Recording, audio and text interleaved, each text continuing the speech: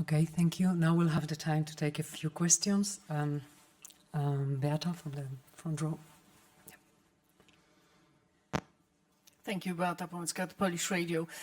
I would like to ask for some details concerning financing.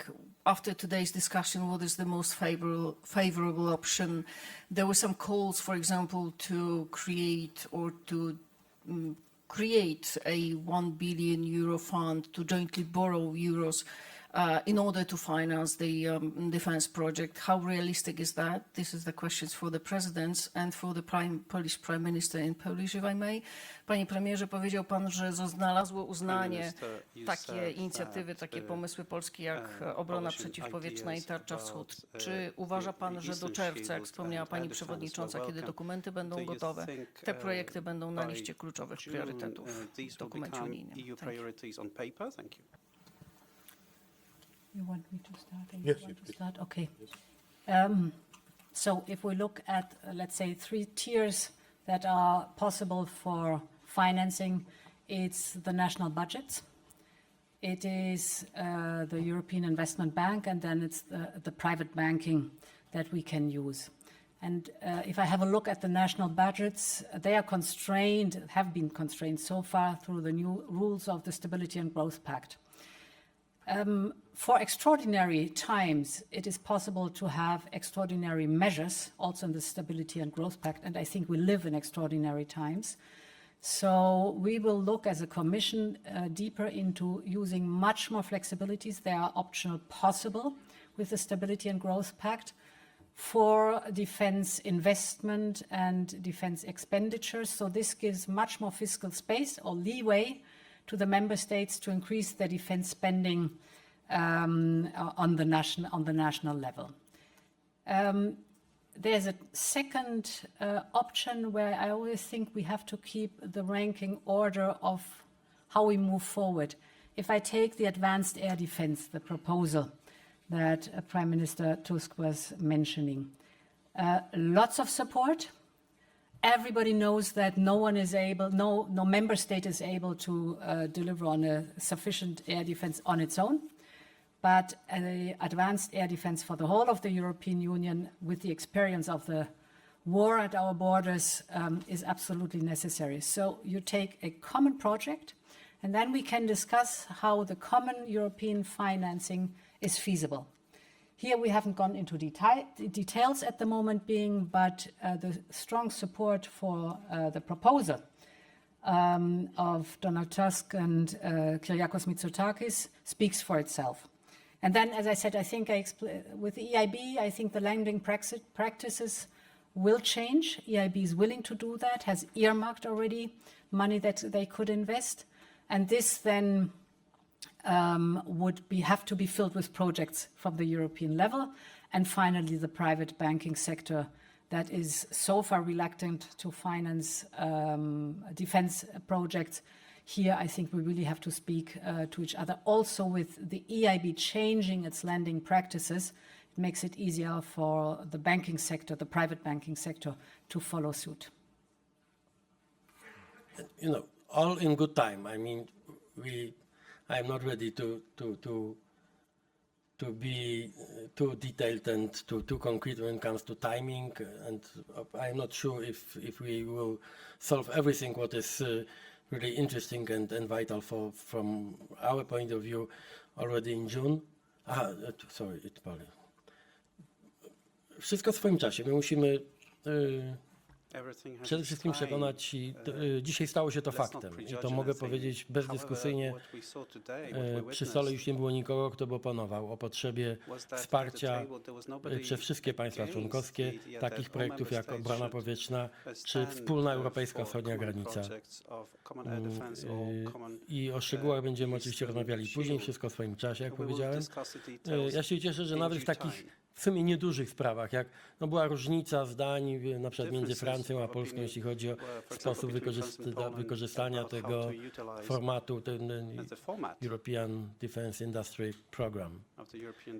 Tam był, no i już pod koniec spotkania prezydent Macron powiedział, nie widzę problemu, na pewno rozwiążemy to tak, żeby Polska była usatysfakcjonowana, jeśli chodzi o pozycję Francji w tej kwestii. Więc ponieważ już jest dobra wola, to nie jest, broń Boże, moim zadaniem definiować, która z metod finansowania okaże się najbardziej atrakcyjna dla całej 27, ale z mojego punktu widzenia fakt, że uznano za europejskie priorytety to, o czym wspomniałem, czyli i powietrze, i morze, i lądową granicę z Rosją i Białorusią, to jest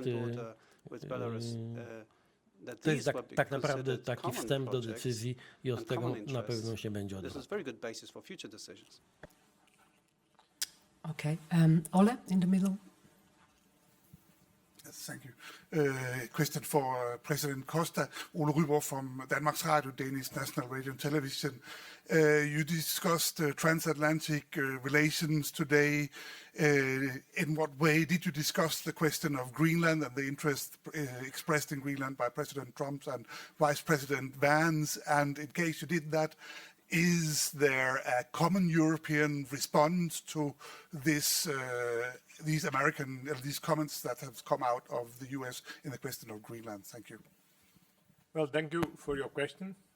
The European Union, as I said, continue to uphold the United Nations Charter, the principles of sovereignty, territorial integrity, and inviolability of borders.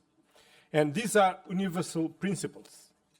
We stand in supporting Ukraine to stand for these principles. And of course, we will stand also for these principles all the more. So if the territorial integrity of a member state of the European Union is questioned, and preserving the territorial integrity of the Kingdom of Denmark, its sovereignty and the inviolability of its borders is essential for all member states. And the European Union fully supports the Kingdom of Denmark.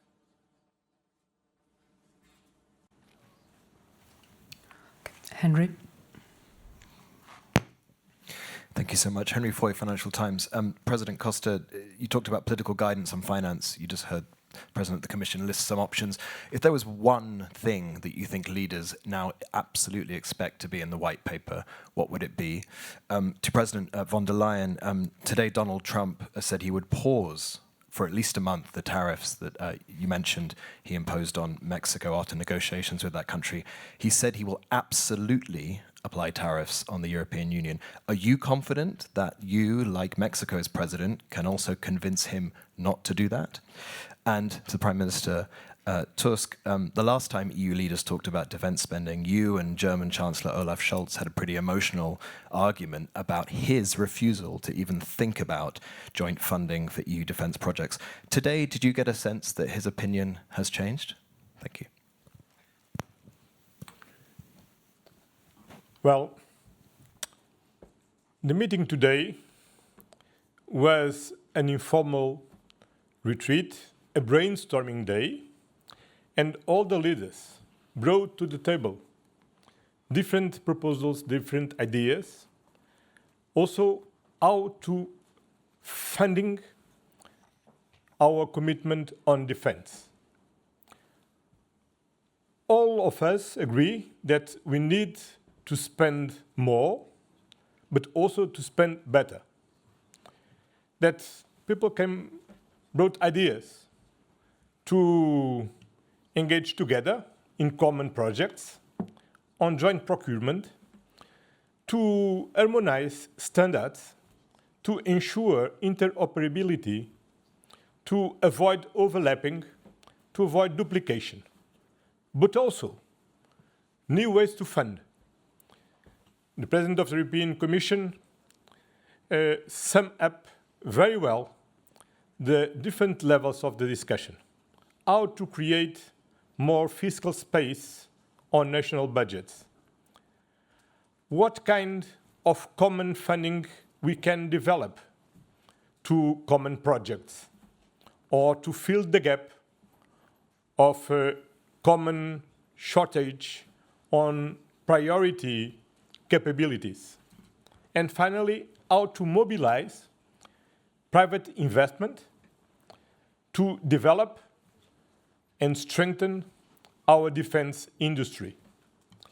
Then, when you ask what the leaders want in the white paper, certainly proposals for these three levels. How to create fiscal space, how to create common funds to common projects, and finally, how to mobilize private financing to strengthen our defense industry.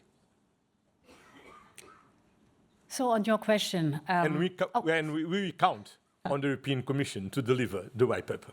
you can rely on us. So on your question, I think very clear in the debate today in the room was the principle, first of all, be prepared. I can only say we are prepared. That's important. But the second element is also important. Be very pragmatic, engage early, discuss and negotiate if necessary. But I also want to emphasize the third element that was strong in the room of leaders. That is, look, we have also homework to do and focus on our own challenges. Improve our competitiveness, for example, increase the productivity growth. So let's focus on that. This gives us the necessary strength. And besides that, be prepared. And I can only say we are prepared. We have time for one more question. Yes, Jennifer? No. Oh, apologies. Yeah, it's my impression that the approach of German Chancellor is today much more positive when it comes to these two areas, I mean, or projects. Some of our colleagues prefer to use this term flagship projects. Some of them prefer to use the flagship areas. Never mind, for me, it can be projects and areas and everything, but of course the eastern border of the EU, it's not only our national borders, you know, and airspace, how to protect our airspace, I mean air defense. Yeah, this is something what is in our common interest, and here the German Chancellor is also pretty clear, and my impression is much more positive than a few weeks ago. I don't remember when it was, but yeah, for sure. Okay. Thank you. Last question for Jennifer. But please be precise, because they have election in Germany. You know, I don't want to spoil the good mood of anyone there. Oh, thank you. I'm Jennifer Rankin from the Guardian newspaper. I wanted to ask you about the UK. The Prime Minister Keir Starmer this evening came to talk about an EU-UK security pact, and I want to put to all of you, we hear from member states that this agreement can only be agreed by the EU if there is an early agreement on other areas of the reset, namely fishing, also youth mobility agreement. So do you think it is right that an agreement on EU-UK security should be contingent on reaching a deal on fishing, on all these other areas? Does that approach make sense to you at a time of when there is war on the European continent and all the threats that you have outlined?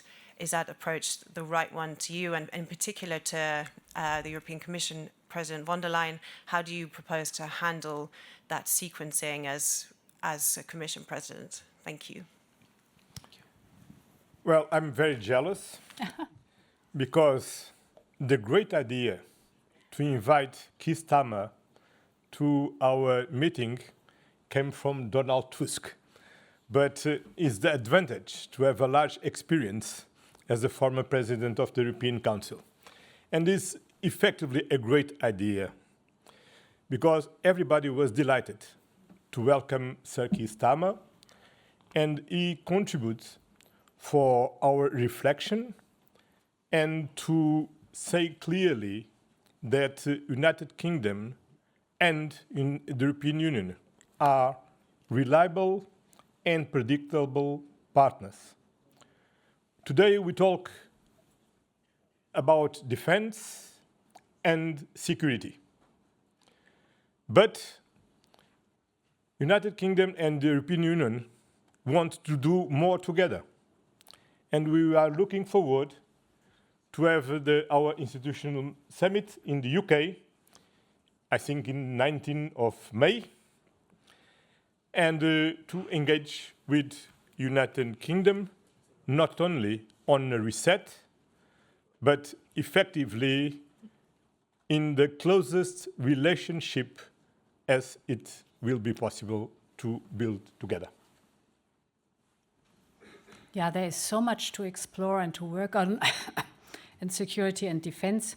We have a very solid foundation, that's true. We have the withdrawal agreement, we have the TCA, we have the Windsor agreement, a very solid foundation. They have to be implemented, and I would call this is an ongoing work. So it will stay with us for a while and keep us busy. But there's so much more that we can explore in the field of security and defense that we should start our work. This was the common sense at the table today. There's a lot we have to deliver. Voilà, cher ami. Voilà. Yeah, that's all. Thank you very much. I wish Thank you you. all Okay, very thank you. nice evening. Bye. Preben tam siedzi, wiesz? Preben.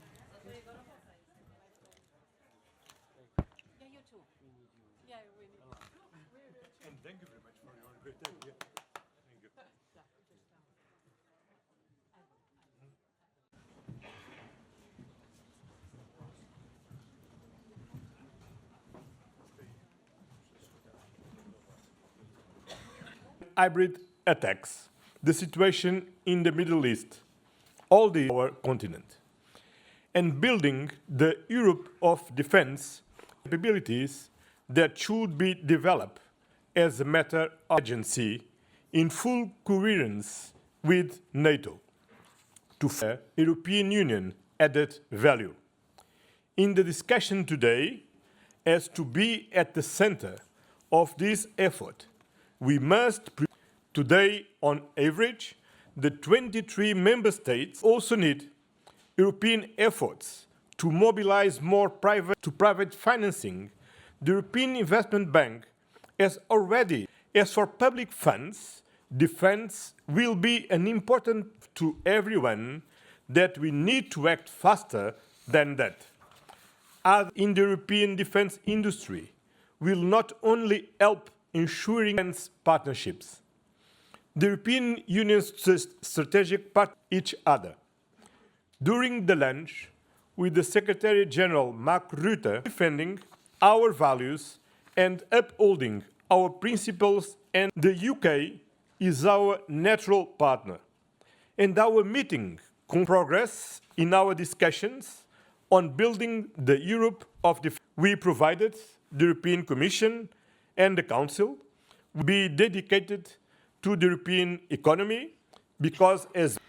And against the backdrop that we know that there is a lot at stake, we is prepared for a robust but constructive dialogue with the United States. Inflation, we do not see much good coming out of this. So we prioritize. The Union remains also steadfast in its multilateral commitments, be it. And of course, we are fully aware of the fact that we have. This is also where our discussion today on defense comes in timely. The threat spending must increase up from the current average. First of all, more public funding.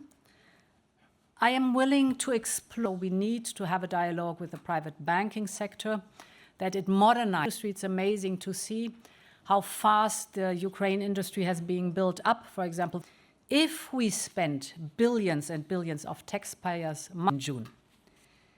Strengthening our cooperation in defense also means deepening our partnership with NATO and non-EU, our common joint defense summit in the UK in May. Now, we need to set a lot of initiatives. Thank you very much. This is why I promised to the group of polskiej i szefowej Komisji Europejskiej. To spotkanie było z punktu widzenia przyspieszenia prac nad uzbrojeniem Europy, nad uczynieniem Europy. Chciałem też podziękować, Antonio, tobie za za to, że i dla Unii Europejskiej. I ta otwartość, ja to zresztą powiedziałem dość z dużym przekonaniem, że od czasu Brexitu nie było tak dobrych relacji między Unią. Prezentuje państwo, które ma tradycyjnie najbliższe relacje ze Stanami Zjednoczonymi Europejskiej, jest czymś bezdyskusyjnym. If I have a look at the national budgets, they are constrained, have been engaged early, discuss and negotiate if necessary. But I also